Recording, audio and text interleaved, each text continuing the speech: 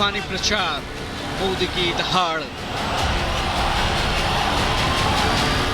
सियासी वार, विपक्ष में हाहाकार। अब की बार मिशन 400 पार। देश में इन दिनों एक ही नारा लोगों की जुबान पर है, रैलियों में गूंज रहा है 4 जून 400 पार। अब की बार फिर मोदी सरकार। फिर एक बार 4 जून 4 जून। पीएम मोदी ने अपने लिए और अपनी पार्टी के लिए 400 पार का लक्ष्य तय कर रखा है। लक्ष्य को साधने के लिए बीजेपी के दिग्गज मैदान में कमर कस चुके हैं। उत्तर से दक्षिण तक सियासी समीकरणों को साधते हुए सियासी तीर चलाए जा रहे हैं। उत्तर में बीजेपी तो पहले से मजबूत है। अब नजरें दक्षिण के कांग्रेस और विपक्ष के दुर्ग को भेदने और चमत्कारिक जीत हासिल करने पर है। बीजेपी जानती है कि बिना दक्षिण विजय के ये मिशन अधूरा है और इसलिए उत्तर से लेकर दक्षिण तक पीएम मोदी लगातार प्रचार में जुटे हैं। चुन चुनकर सियासी वार किए जा रहे हैं और पीएम के प्रहार के आगे विपक्ष हलकान है।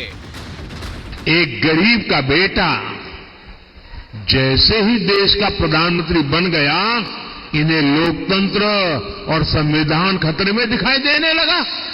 गरीब के इस बेटे पर ये लोग चाहे जितना हमला करें, मोदी देश की जनता की सेवा के संकल्प से पीछे नहीं हटेगा। आज पीएम मोदी एक बार फिर उत्तराखंड और राजस्थान में चुनाव प्रचार करेंगे। पीएम मोदी आज ऋषिकेश में दोपहर 12 बजे मेगा रैली करेंगे। एक रैली से 3 सीटें साधने की कोशिश होगी। हरिद्वार, पौड़ी गढ़वाल और टिहरी सीट पर पीएम मोदी की इस रैली का असर होना है। 23 विधानसभा क्षेत्रों से हजारों कार्यकर्ता पीएम मोदी की रैली में पहुंचेंगे। उत्तराखंड के बाद पीएम मोदी प्रचार के लिए राजस्थान का दौरा करेंगे। राजस्थान के करौली धौलपुर में पीएम मोदी की आज विजय शंखनाद रैली है। पीएम मोदी ने भ्रष्टाचार, परिवारवाद, नीति और नियत को लेकर विपक्ष पर लगातार प्रहार किए हैं। कल ही पीएम मोदी ने लोकतंत्र खतरे में पड़ने की विपक्ष की दलील पर करारा प्रहार किया और विपक्ष की वैचारिक शून्यता पर सवाल उठाए। ये झूठ भी फैला रहे हैं कि मोदी तीसरी बार सरकार में आया तो लोकतंत्र और संविधान खतरे में पड़ जाएगा। इमरजेंसी के दौरान क्या लोकतंत्र खतरे में नहीं पड़ा था? पूरब से पश्चिम तक, उत्तर से दक्षिण तक, अगर इन लोगों के परिवार का सरकार का एक प्रकार से कब्जा था, चारों तरफ वही नजर आ रहे थे, क्या उस समय लोकतंत्र खतरे में नहीं पड़ता था? पीएम मोदी अपनी रैलियों में विकसित भारत की बात कर रहे हैं। देश को 2047 तक विकसित भारत बनाने के लिए जनता से जीत का आशीर्वाद मांग रहे हैं, तो वहीं विपक्ष तुष्टीकरण, जातिवाद की सियासत में अपना अस्तित्व बचाए रखने की संजीवनी तलाश रहा है। कांग्रेस के घोषणा पत्र पर पीएम ने क्या कहा था, जरा एक बार वो भी सुन लीजिए। कांग्रेस ने जो अपना घोषणा पत्र जारी किया है, उसमें भी मुस्लिम लीग के विचारों की छाप है। कांग्रेस ने घोषणा पत्र नहीं, तुष्टीकरण पत्र जारी किया है।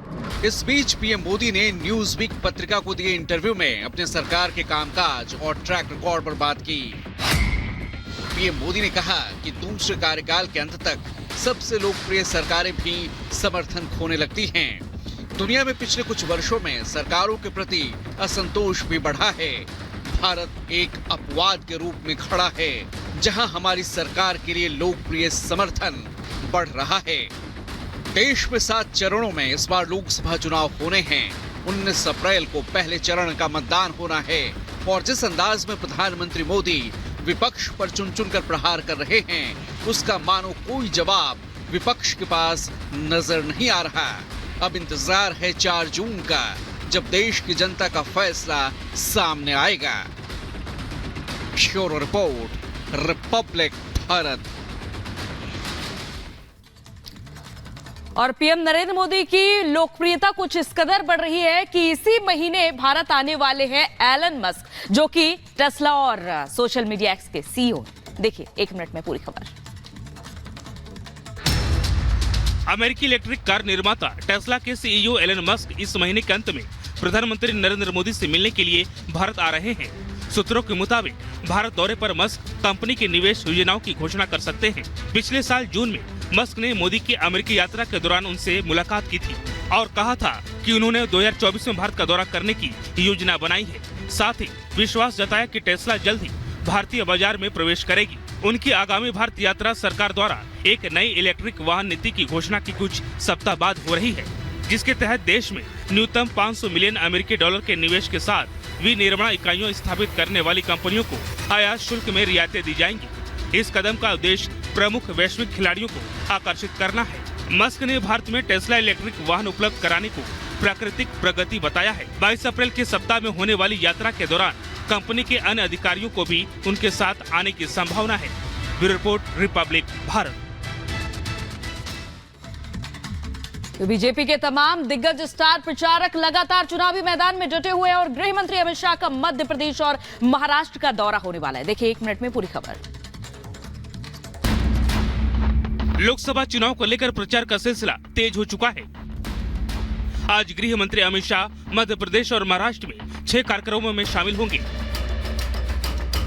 दोपहर 12:30 बजे अमित शाह मध्य प्रदेश के मंडला में पहले नर्मदा पूजन कार्यक्रम में शामिल होंगे।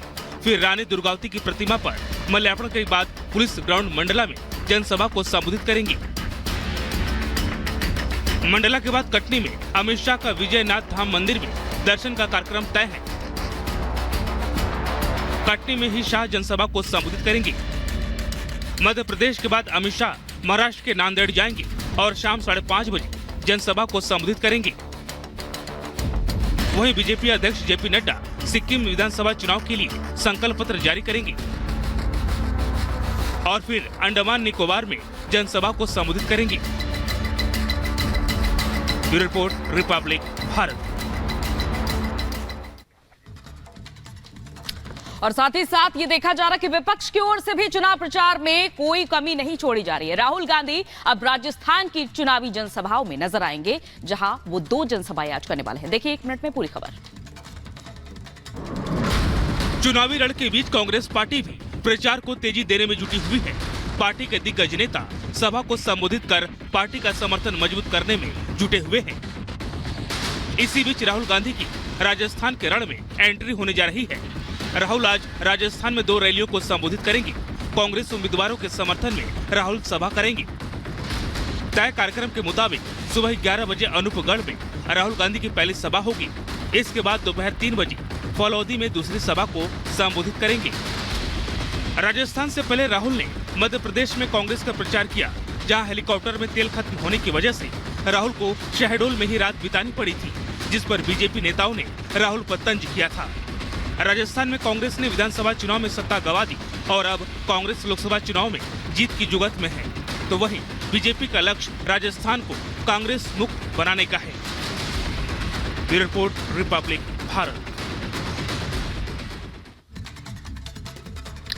और अब आम आदमी पार्टी के मंत्री राजकुमार आनंद के इस्तीफे को लेकर लगातार बीजेपी और आम आदमी पार्टी में घमासान मचा हुआ है। लगातार आरोप का दौर जारी है। तो एक तरफ जहां ये आम आदमी पार्टी का कहना है कि जेल जाने के डर से राजकुमार ने इस्तीफा दिया है, तो दूसरी तरफ बीजेपी ये सवाल अभी भी उठा रही है कि केजरीवाल इस्तीफा कब देंगे। आपको बताते चले कि राजकुमार आनंद जो कि आम आदमी पार्टी में मंत्री थे, उन्होंने इस्तीफा कल दे दिया है और ये भी उन्होंने कहा कि भ्रष्टाचार के मायाजाल में आम आदमी पार्टी फंस चुकी है और उनके इस्तीफे पर अब आम आदमी पार्टी का खुद ये कहना है कि जेल जाने से राजकुमार डर गए और शायद इसी वजह से उन्होंने ये कदम उठाया। तो बीजेपी दूसरी तरफ केजरीवाल के इस्तीफे की मांग पर लगातार अड़ी हुई है। 3 तस्वीरें आपके सामने, एक के बाद एक सीएम केजरीवाल को झटका लग रहा है और दूसरी तरफ बीजेपी का लगातार हल्ला बोल इस बात पर जारी है कि आखिर सीएम केजरीवाल इस्तीफा कब देंगे।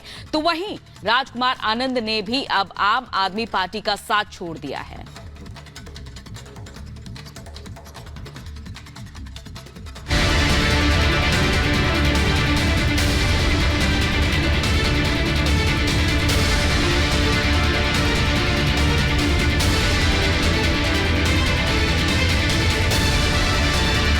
जेल में केजरीवाल, झटके पे झटका।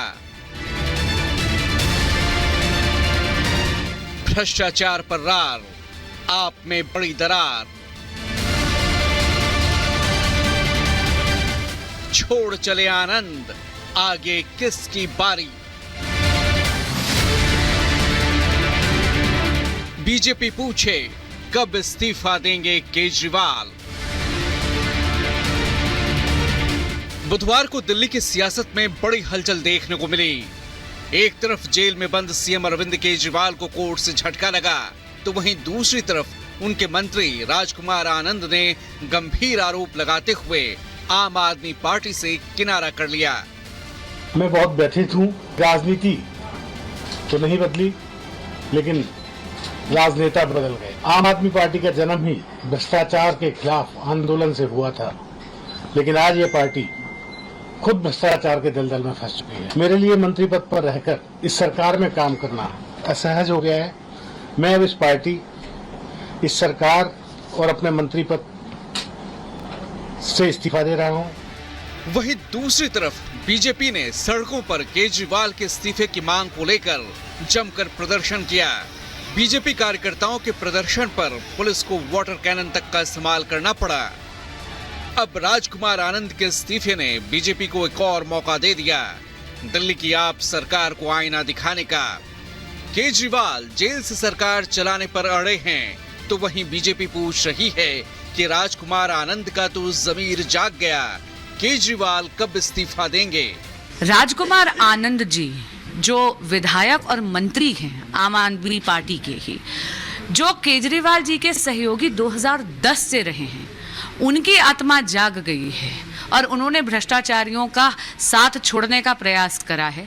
केवल एक व्यक्ति है जिसका ज़मीर अभी तक नहीं जागा और वो है माननीय मुख्यमंत्री अरविंद केजरीवाल जी।